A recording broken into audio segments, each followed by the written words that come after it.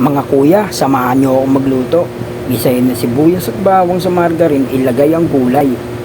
Habang nagpapakulo ng tahong ni Carla. Yan po, ihalo at ihalo. Pag kumulo na ang tahong, tanggalin na ito sa shell niya. Yan. At ang sabaw na pinagkuluan, itabi muna dahil ayan ang magiging sabaw ng ating pansit canton. Pag malambot na, ilagay na ang tokwa. Nga pala, prinito ko yan ha. At ihalo ulit. Ilagay naman ang tahong ni Carla. Haluin ulit. Sarap.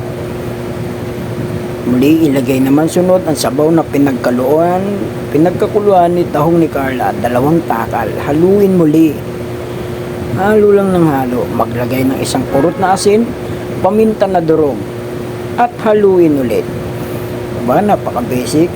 Ngayon, ilagay naman ang pansit canton. At 1 tasa ulit ng sabaw ng tahong. Yan. Maglagay ng oyster sauce, dato puti toyo, at brown sugar.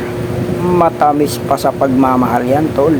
Haluin ito at takpan ng 10 minutes. Okay na. Kain na tayo mga kuyakoy. Busog na naman ang mga itik.